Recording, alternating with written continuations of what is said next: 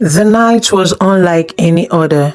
The moon glowed red as if it were bleeding, casting an eerie light over the village of Okiri.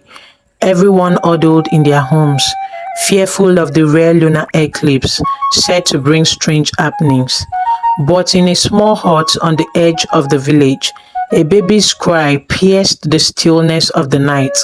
"She is born under the blood moon," whispered the midwife, her hands trembling.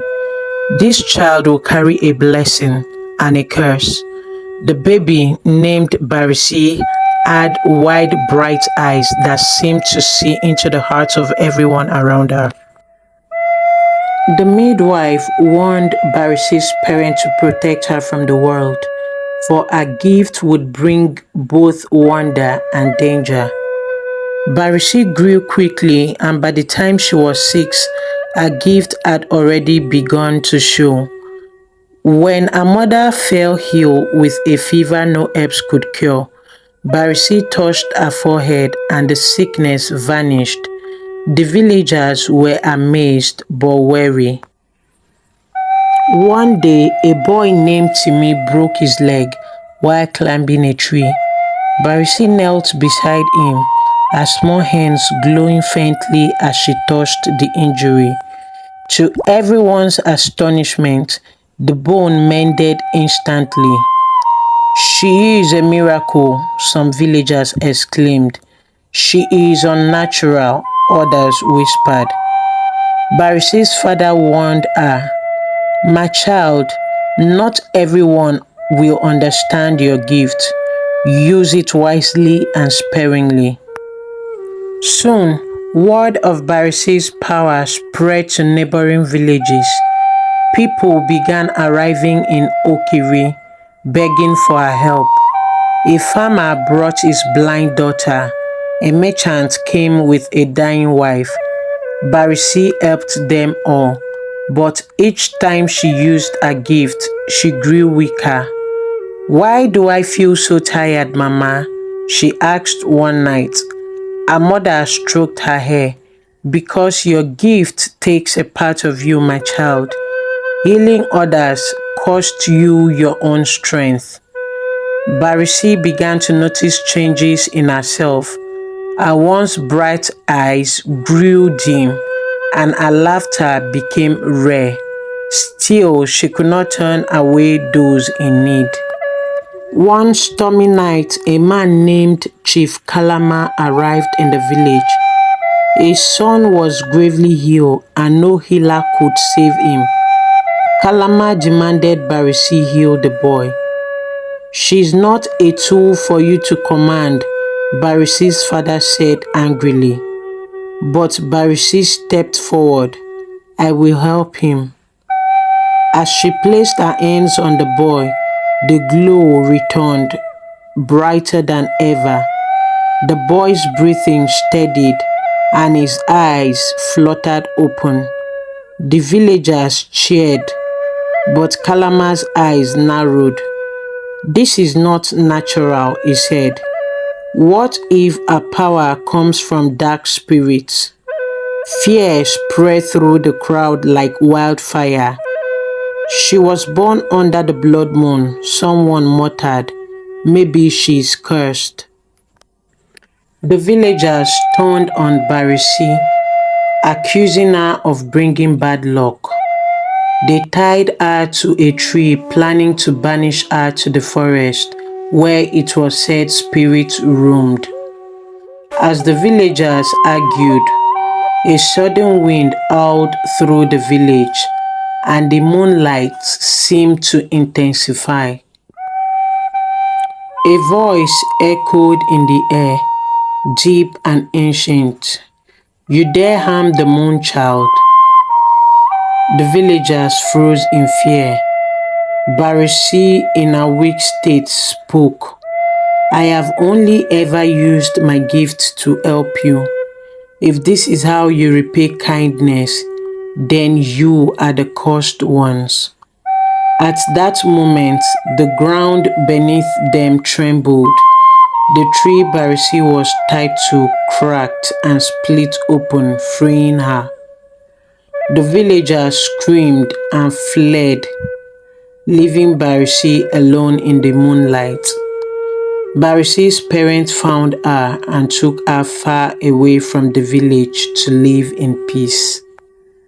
After leaving Okiri, Barisi and her parents found refuge in a distant land called Ufuru, where no one knew about her gift. They lived a quiet life, tending to a small farm. Barisi avoided using her powers, but her heart ached whenever she saw someone suffering. Soon, Barisi grew into a beautiful young lady. One day, a wandering storyteller visited Uforo.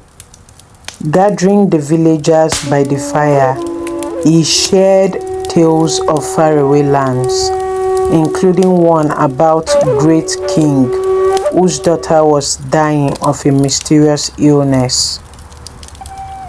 The king has promised untold riches to anyone who can save her, the storyteller said. Barisi's parents exchanged worried glances.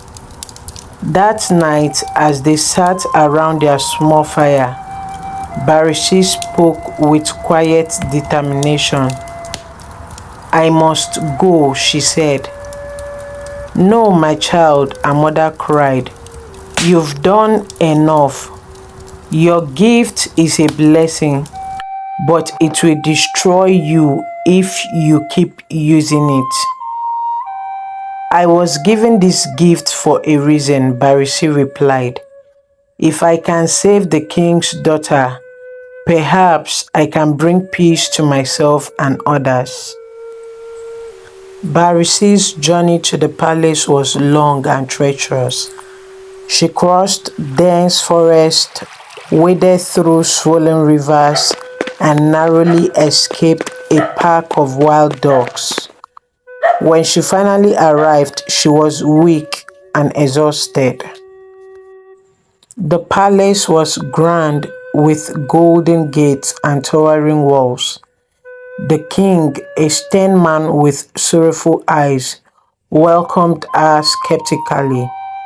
Many healers had tried and failed to save his daughter, Princess Inya, who lay motionless on a bed of silk and breathes shallow. Barisi approached the princess, her hands trembling. As she placed her hands on Inya's chest, a warm light filled the room.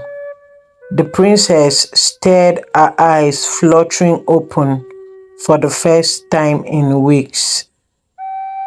"She's awake," the king exclaimed, tears streaming down his face. He turned to Barisi. "You have saved her. Name your reward." But Barisi, drained beyond measure, collapsed to the floor. Barisi stood in the dark, her body too weak to move. The palace healer stood beside her, shaking his head. He said, "You have given too much of yourself. If you continue, you won't survive." The king, grateful but troubled, visited her often. He offered her gold, jewels, and land, but Barisi refused it all. Instead, she asked for a promise. "Teach your people kindness," she said. "Teach them to be kind to one another, so no one must bear a burden like mine." The king agreed, and true to his word, he started programs to help the sick and poor in his kingdom, reducing the need for Barisi's power. Though Barisi's strength returned slowly, the palace was not without danger. One night, as she walked through the gardens under the full moon, an old woman appeared out of the shadows. Her eyes were milky white, and her voice echoed like the wind. through a hollow cave. "You are the moon child," the woman said. "Your gift is powerful, but it has a price." "What do you mean?" Barisi asked, her heart pounding. "The moon watches over its children," the woman replied. "It gave you this gift, but it can take it away. Heal too much and you will fade. Heal too little and you will forget your purpose." Before Barisi could ask more, the woman vanished, leaving behind only the faint scent of earth and ash. Barisi heeded the old woman's warning. She stayed in the kingdom for a time, teaching others how to care for the sick with herbs, compassion, and patience. She healed only when it was truly necessary, preserving her strength. One day, as the moon rose high in the sky, Barisi packed her things and left the palace. She traveled from village to village, teaching, helping, and spreading the message of balance and kindness. Her name became legend, and many sought her, but only those who truly needed her found her. As years passed, Barisi aged gracefully, her once bright eyes soft but wise. She had learned to live not as a tool of healing, but as a guide, inspiring others to find the strength within themselves. On the night of another rare lunar eclipse, Barisi sat by a quiet river, her reflection glowing faintly in the water. She felt the moon's pull, gentle but firm, and knew her time was near. "I have done my part," she whispered to the moon. "Take me home." In the years that followed, villagers spoke of a warm light that appeared during times of great need, healing hearts and inspiring courage. They called it the blessing of the moon child, a legacy that never fades.